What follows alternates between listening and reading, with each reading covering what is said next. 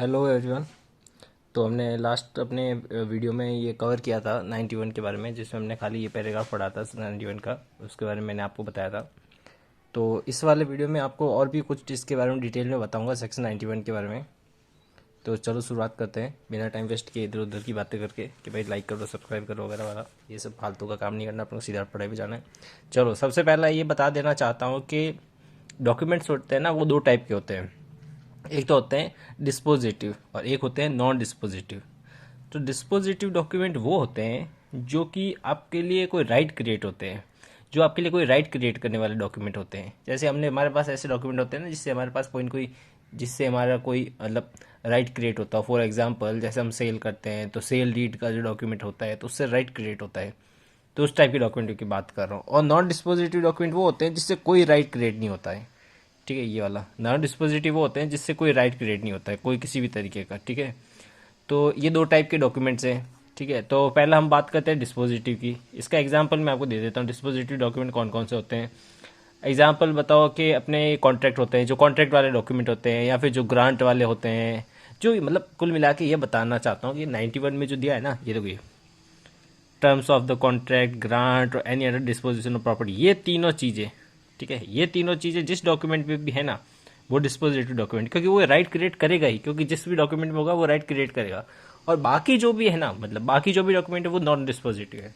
Example दे देता हूँ आपको नॉन डिस्पोजिटिव के, जैसे कि letter of communication between parties. कोई पार्टीज होती है ना, जैसे ए और बी पार्टी, उनके बीच में कोई भी लेटर का एक्सचेंज हो रहा है, तो वो लेटर वगैरह एक्सचेंज उनका कोई है नहीं ना, उससे कोई राइट थोड़ा ना क्रिएट होते हैं। कोई इंसान, मान लो आप और किसी इंसान के बीच में कोई लेटर से बातचीत हो रही है, ठीक है, कोई लेटर भेज के लिख के दे रहा है, तो उस लेटर का कोई वैल्यू थोड़ा ना है, उस लेटर से थोड़ा ना कोई राइट क्रिएट होता है आपका। और एग्जांपल देता हूँ, सेक्शन 161 ऑफ सीआरपीसी। ठीक है, 161 ऑफ सीआरपीसी में जब पुलिस वो करता है, समन वगैरह करते हैं, उस समय जो होता है डॉक्यूमेंट, उससे कोई राइट क्रिएट नहीं होता है। ठीक है, उसके बाद अपने आप बताऊँ तो और एग्जांपल दूँ तो आपको section 32 clause 1 of the Indian evidence act, जो जैसे कि डाइंग डिक्लेरेशन है। ठीक है, तो डाइंग डिक्लेरेशन से कोई राइट थोड़ा ना क्रिएट होता है, वो एक एविडेंस के रूप में यूज होता है, एविडेंस के रूप में यूज होता है, बट उससे कोई राइट थोड़ा ना क्रिएट होता है भाई कि तुम्हारे पास राइट डाइंग डिक्लेरेशन है तो तुम्हें कोई प्रॉपर्टी मिल जाएगी या तुम्हारा कुछ वो हो जाएगा, तुम्हें कुछ वो मिल जाएगा, ऐसा कुछ नहीं होता, सिर्फ एविडेंस के रूप में आता है। तो ये बाकी जो भी है, मतलब जो भी जितने भी सारे हैं वो सब नॉन डिस्पोजिटिव में ही आते हैं। ठीक है, तो अब मैं एक और चीज़ बता दूँ, इसके बाद में और बताता हूँ। ठीक है, कि सबसे पहले चलो इसकी बात करते हैं नॉन डिस्पोजिटिव की। नॉन डिस्पोजिटिव को आप दो टाइप से बांट सकते हो। एक तो होते हैं जो वॉलेंट्री, जिसमें मतलब फॉर एग्जांपल जैसे किसी इंसान ने अपने वॉलेंट्रीली अपनी इच्छा से कोई डॉक्यूमेंट को रिड्यूस किया है, डॉक्यूमेंट को राइटिंग में रिड्यूस किया है। ठीक है, हम बोल रहा हूँ डॉक्यूमेंट को राइटिंग में रिड्यूस, मतलब मेरा कहने का मतलब ये है कि डॉक्यूमेंट तो राइटिंग में ही होगा, वो आपकी वो बात है, बट ये है ना कि वॉलेंटरीली मतलब अपने इच्छा से किया। उसको लॉ नहीं बोल रहा था कि उसको राइटिंग में ही होना चाहिए, कोई भी ऐसा चीज़ है जो राइटिंग में ही होना चाहिए, जैसे कि डाइंग डिक्लेरेशन है। ठीक है, डाइंग डिक्लेरेशन को राइटिंग में होना जरूरी नहीं होता ना कि डाइंग डिक्लेरेशन राइटिंग में ही होना जरूरी है, ऐसा नहीं है, बट आपने उसको राइटिंग में किया है, तो इस टाइप की सिचुएशन की बात कर रहा हूँ मैं। तो इसमें क्या करना है ना आपको, कि मतलब मैं आपको ये समझाना चाहता हूँ कि वॉलंटरीली किसी इंसान ने खुद अपनी इच्छा से उसको राइटिंग में रिड्यूस किया है, और दूसरा है जहाँ पे लॉ ने रिक्वायर किया है कि उसको राइटिंग में होना चाहिए। कई बार लॉ बोलता है ना कि भाई ये डॉक्यूमेंट इसको राइटिंग में होना बहुत जरूरी है। ठीक है, तो जैसे कि आपको एग्जांपल देता हूँ 164 ऑफ सीआरपीसी। ठीक है, सीआरपीसी जब को क्या क्या बोलते हैं, कन्फेशन होता है, जब कन्फेशन होता है तो कन्फेशन को राइटिंग में होना जरूरी है। उसके बाद फॉर एग्जांपल पोस्टमार्टम रिपोर्ट है, तो पोस्टमार्टम रिपोर्ट को भी राइटिंग में होना जरूरी है। ये मतलब ये सारी चीज़ें कोई राइट नहीं क्रिएट करती, इसलिए ये उसमें आती है, नॉन डिस्पोजिटिव में आती है ये सारी चीज़ें। ठीक है, तो एक तो है वॉलंटरली आपने उसको राइटिंग में बनाया, और एक है जहाँ पे लॉ बोलता था कि आपको राइटिंग में होना जरूरी है। इसके एग्जाम्पल थे 164 ऑफ सीआरपीसी, और ये आपका पोस्टमार्टम, और भी एग्जाम्पल है, कोई एग्जॉस्टिव नहीं बता रहा हूँ एग्जाम्पल, बहुत सारे एग्जाम्पल है। तो ये दो सिचुएशन हुई। ठीक है, और इसमें मैं बताता हूँ आपको सेक्शन 91 अप्लाई होगा कि नहीं होगा। एक बार बता देना चाहता हूँ कि जो वॉलंटरीली जहाँ पे उसने रिड्यूस किया ना राइटिंग में, वहाँ पे सेक्शन 91 नहीं अप्लाई होगा।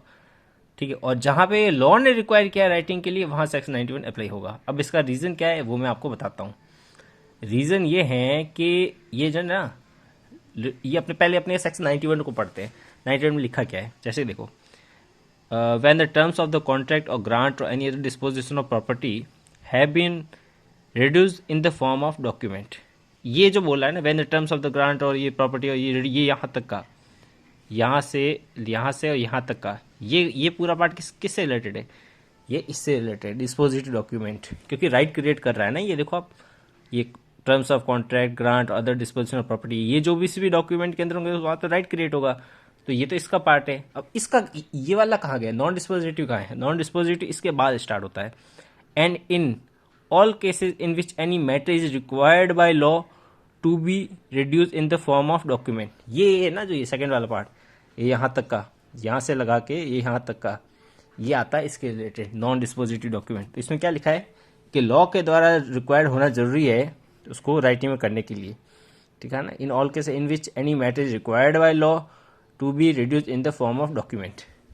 तो इसीलिए यहाँ पे जो लॉ वाला रिक्वायर्ड है ना, यहीं पे सेक्शन 91 अप्लाई होगा।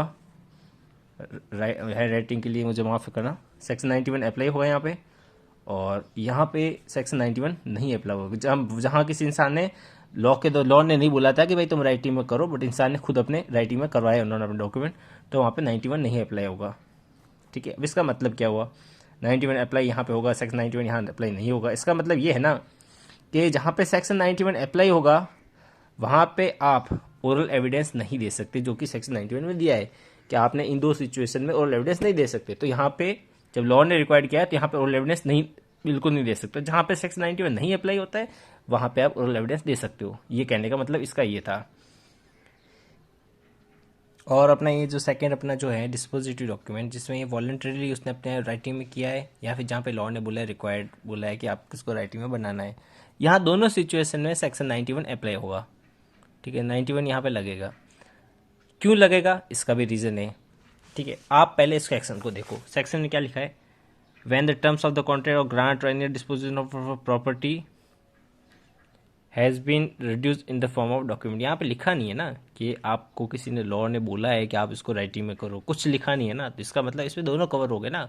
अपनी इच्छा से लिखेगा वो वॉलंटरीली अगर राइटिंग में, तब भी वो होगा अप्लाई, और नहीं भी लिखा है इच्छा से तब भी क्या बोलते हैं, इच्छा से लिखे या फिर जब लॉ ने बोला है लिखने को, उन दोनों सिचुएशन में 91 अप्लाई होगा।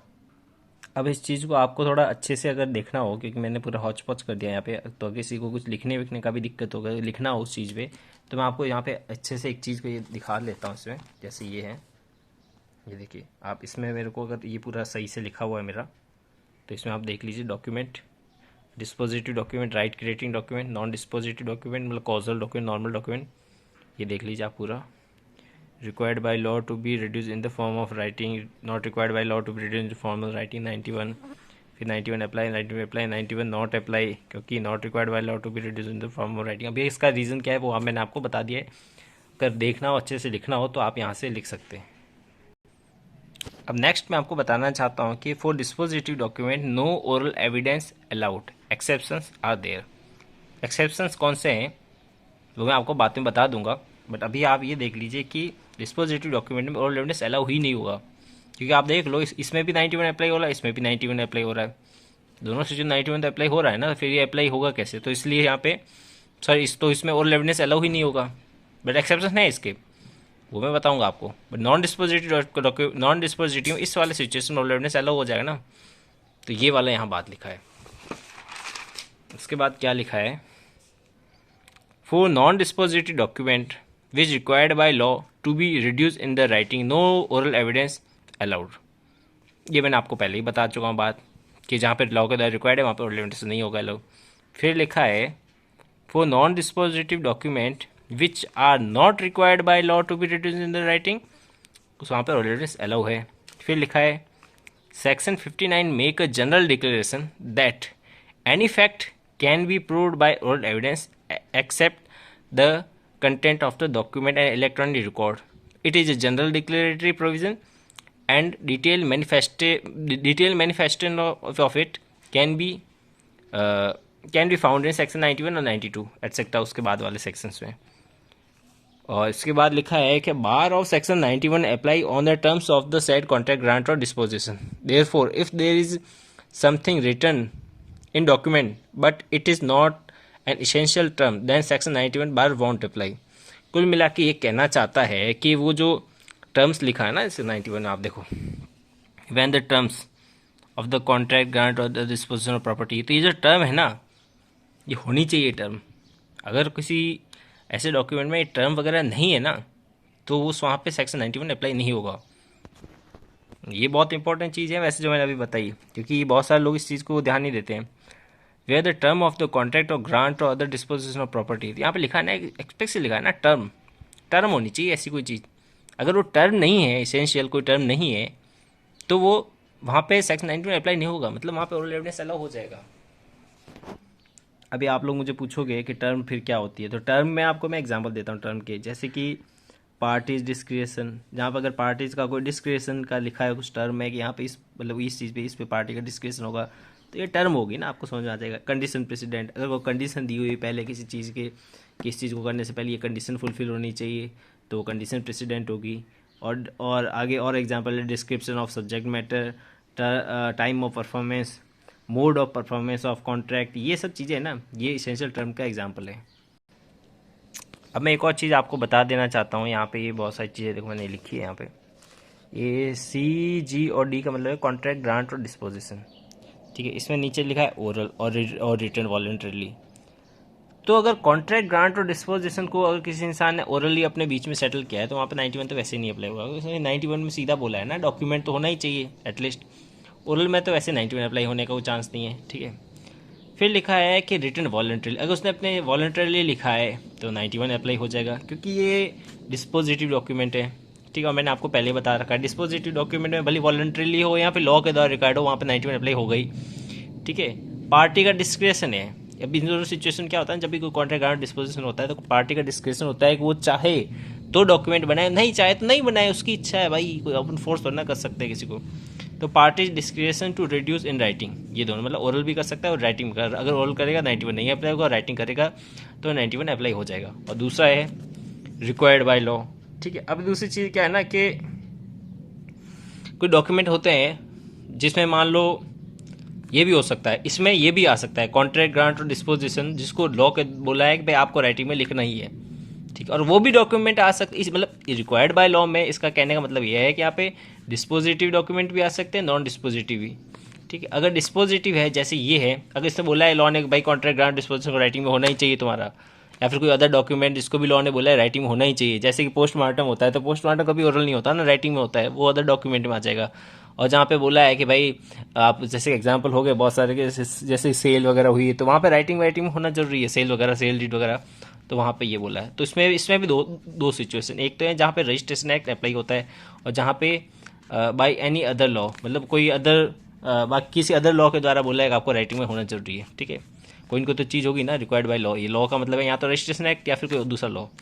तो रजिस्ट्रेशन एक्ट में क्या होता है ना, रजिस्ट्रेशन एक्ट में मान लो अगर बोला है किसी कॉन्ट्रैक्ट, ग्रांट और डिस्पोजिशन को कि भाई इसको रजिस्टर कराना जरूरी है, या फिर एनी अदर थिंग बोल दिया कि भाई इसको भी रजिस्टर कराना जरूरी है, ठीक है। और या फिर कोई अदर थिंग में आ जाएगा सेक्शन 164 ऑफ सीआरपीसी जिसमें कन्फेशन को बोला है, और एग्जाम्पल है सेक्शन 281 ऑफ सीआरपीसी, ठीक है। तो यहाँ पे 91 अप्लाई होगा, ठीक है। और फिर इसको और अच्छे समझने के लिए मैं आपको यहाँ पे समझ ले जाता हूँ, ठीक है। यहाँ पे क्या लिखा है, two kinds of contract, grant और disposition will fall under section 91, ठीक है।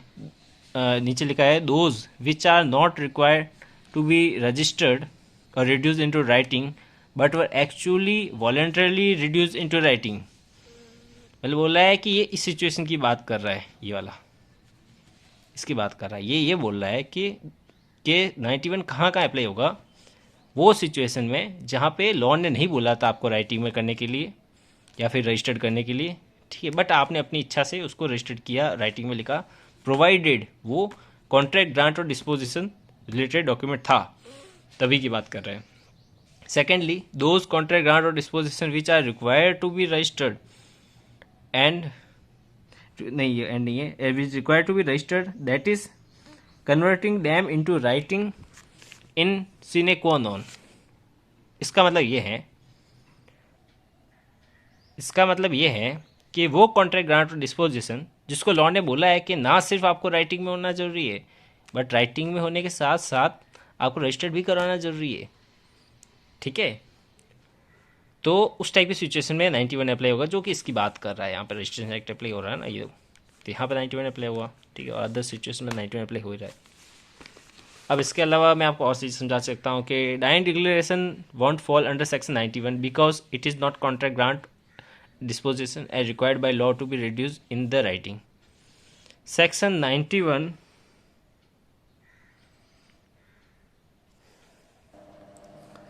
हाँ तो ये कुछ इससे रिलेटेड नहीं है, ये ऐसे ही शायद गलत लिख लिया मैंने कुछ, ठीक है। उसके बाद ये है, देखो, for document why required to be registered, मैं इसको सिंपल लैंग्वेज में समझा देता हूँ, आप देख लेना, इसको पढ़ना हो तो आप पढ़ लेना अच्छे से, बट मैं इसको समझा देना चाहता हूँ कि ये बोलना चाहता है कि अगर कोई डॉक्यूमेंट इसको रजिस्टर करवाना जरूरी है, ठीक है, बट आपने क्या किया, आपने खाली इसको राइटिंग में रिड्यूस कर लिया बट रजिस्ट्रेशन नहीं करवाया, तो इस सिचुएशन में क्या होगा। उस सिचुएशन के बारे में इन्होंने बताया है कि आपको रजिस्टर कराना जरूरी है उस डॉक्यूमेंट को, आज एज आप उसको एविडेंस के रूप में यूज़ नहीं कर पाओगे अगर उसको रजिस्टर नहीं कराया। तो यही कहना चाहता है कुल मिला के ये जो पैराग्राफ है ये वाला यही कहना चाहता है। और इसके लिए आपने बताया है कि 49C है ना जो रजिस्ट्रेशन एक्ट का, उसके अंदर ये आता है। 49C ये बोलता है ना, तो क्योंकि ये 49C है जो स्पेशल प्रोविजन है और सेक्शन 91 इज जनरल प्रोविजन, तो 49C प्रिवेल करेगा 91 के ऊपर, क्योंकि ये है ना कि सेक्शन 49C बताता है कि भाई जो अनरजिस्टर्ड डॉक्यूमेंट होते हैं ना उसको एविडेंस के रूप में यूज़ नहीं किया जा सकता। जो मैंने आपको पहले बताया था वो इससे रिलेटेड है, उसी में लिखा है इस पैराग्राफ में, और कुछ है नहीं एक्स्ट्रा, ठीक है। उसके बाद है कि अब 91 को मैं आगे वाला अगले वाले वीडियो में बताऊंगा, बट आपको उससे पहले मैं आपको ये चीज़ बता देना चाहता हूँ, ये इसके एक्सेप्शन और एक्सप्लेनेशन बता देना चाहता हूँ। तो पहला क्या है, पहला ये बोला है कि public officer when public officer is required by law to be appointed in writing and when it is shown that any particular person is acted as such person, the writing by which he is appointed need not be proved। तो इसका मतलब कुल मिला के ये कहना चाहता है कि अगर मान लो कोई पब्लिक ऑफिसर है, उसको किसी ने गवर्नमेंट ने उसको अपॉइंट किया है, तो हमें इसकी ज़रूरत नहीं होगी ना कि वो डॉक्यूमेंट जिसके अंदर जिसको इसको अपॉइंट किया है, हम लोग को ये जाके वहाँ पर कोर्ट में जोड़ने की जरूरत नहीं होगी कि भाई ये इंसान है, इसने यहाँ पे किया है इसलिए इसने ऐसा काम किया, वैसा नहीं है। पब्लिक ऑफिसर है, वो अपने तरीके से काम कर रहा है, तो वो ऐसा माना जाएगा कि भाई वो सही है, उसके सही जगह अपॉइंट हुआ है, कोई उसको वो ले मतलब ज़्यादा उसमें दिक्कत करने की जरूरत है नहीं, ठीक है। उसके बाद है second, will admitted in probate in India में be proved by probate. Probate क्या है, इसका मतलब मैं आपको समझाता हूँ। प्रोबेट मतलब ये होता है जब आपको एक इंसान विल बनाता है तो विल को पहले आपको वहाँ पे कोर्ट में ले जाना पड़ता है, कोर्ट में ले जाने के बाद फिर वो कोर्ट क्या करेगा, इशू करेगा नोटिस जो भी उसमें पार्टीज होगी, और पूछेगा आपको कोई ऑब्जेक्शन है कि नहीं इस विल से, और वो बोले कि नहीं है ऑब्जेक्शन, तो उसके बाद उसको प्रोबेट वो विल को मतलब प्रोबेट बोला टाइप से बोला जाता है, उसको विल वो प्रोबेट के रूप से मानी जाती है। तो इस जब ऐसा हो जाता है कोर्ट के करने के बाद, जो वो प्रोबेट वाला वो होगा डॉक्यूमेंट, तो उस डॉक्यूमेंट को भी आपको वापस वहाँ पे कोई एविडेंस लाने की जरूरत नहीं है, वो अपने आप में माना जाएगा कि वो सही है, ठीक है। जैसा कि इसी में ऊपर वाले में भी यही सीन था। और अगर आपको मेरी कोई भी चीज़ में दिक्कत हो तो आप मेरे को कमेंट बॉक्स में बिल्कुल बता देना, तो हो सकेगा तो मैं आपको मतलब 100% मैं आपको आंसर दूंगा वहाँ पे। और अगर इनकेस नहीं हो पाया और मान लो थोड़ा और आप समझ नहीं पा रहे तो मैं एक और नया वीडियो बना दूंगा, उसमें कोई है नहीं बड़ी बात। उसके बाद है एक्सप्लेनेशन क्या बोला है, दिस सेक्शन अप्लाई इक्वली मैं इसको शॉर्ट में समझा देता हूँ, इसको आप पढ़ लेना अच्छे से, क्योंकि मैं जितना ज़्यादा लंबा वीडियो बनाता हूँ उतना ज़्यादा उसमें ये मतलब मोबाइल में बहुत ज़्यादा MB होता है, और मेरे पास इतना इंटरनेट है नहीं कि मैं इसको अपलोड कर पाऊँ। ऑलरेडी ये 1 GB के वीडियो बन जाते हैं। तो कुल मिला के एक्सप्लेनेशन 1 ये बोलता है कि अगर किसी कॉन्ट्रैक्ट ग्रांट और डिस्पोजिशन है, अगर इसको एक डॉक्यूमेंट के बजाय एक से ज़्यादा डॉक्यूमेंट में कंटेंट किया गया है, तो इन केस इन विच या content in more than 1 document, तो ये बोल रहा है सेक्शन 91 इक्वली अप्लाई होगा उन सारे डॉक्यूमेंट्स पे। अगर वो डॉक्यूमेंट एक से ज़्यादा भी है ना तभी उसमें ये सेक्शन 91 अप्लाई होगा। इसमें कुछ है नहीं, आप आराम से इसको समझ सकते हैं, कोई बड़ा हार्ड है नहीं ये। एक्सप्लेनेशन 2 है कि when there are more original than one original only need to be proved, मतलब जहाँ पे एक से ज़्यादा ओरिजिनल डॉक्यूमेंट बने हुए हैं तो एक कोई ला के प्रूव करने की जरूरत है, ज़्यादा सबको प्रूव करने की जरूरत है नहीं। उसके बाद है तीसरा बोला है स्टेटमेंट इन मैं आपको शॉर्ट में समझा देता हूँ इसको। अब ये जो है ना एक्सप्लेनेशन 3, ये मैंने आपको पहले ही बोला था ना कि कॉन्ट्रैक्ट ग्रांट और डिस्पोजिशन है, अगर वो एसेंशियल टर्म से रिलेटेड नहीं है तो वहाँ पर एविडेंस दिया जा सकता है। यही तो बोल रहा है ये सेक्शन, इस पर एक्सप्लेनेशन 3 आप पढ़ो अच्छे से। तो the statement in any document, वो डॉक्यूमेंट है उसमें कोई भी स्टेटमेंट है, whatever of a fact other than fact refer to in this section, मतलब इस सेक्शन में जो फैक्ट दिए हैं उसके अलावा अगर उस डॉक्यूमेंट में कुछ लिखा है, इस सेक्शन क्या दिया है, कॉन्ट्रैक्ट ग्रांट और जो भी ये चीज़ लिखी हुई है, ठीक है, मतलब इसमें जो ये क्या लिखा है, टर्म वगैरह लिखा है, term of the contract grant disposition, तो ये सारा इसके अलावा अगर कोई है उस डॉक्यूमेंट के अंदर, ठीक है, वहाँ पे आप ओरल एविडेंस दे सकते हो, ठीक है। क्या लिखा, statement in any document what ever of a fact other than the fact referred in this section shall not preclude the admission of oral evidence as to the same fact। बस यही बोल रहा है और कुछ है नहीं। तो ये सेक्शन 91 का ऑलमोस्ट कंप्लीट हो गया है। और अगर आपको ये अच्छा लगा हो वीडियो तो ठीक है, आप लाइक वाइक कर लेना। और मैं आगे इसके अगला वीडियो बनाऊंगा 92 पे, और उसके बाद भी और भी सारे वीडियो आएंगे धीमे धीमे धीमे धीमे। चलिए चलिए फिर मैं रखता हूँ, मतलब एंड करता हूँ वीडियो को यहीं पे। जय हिंद।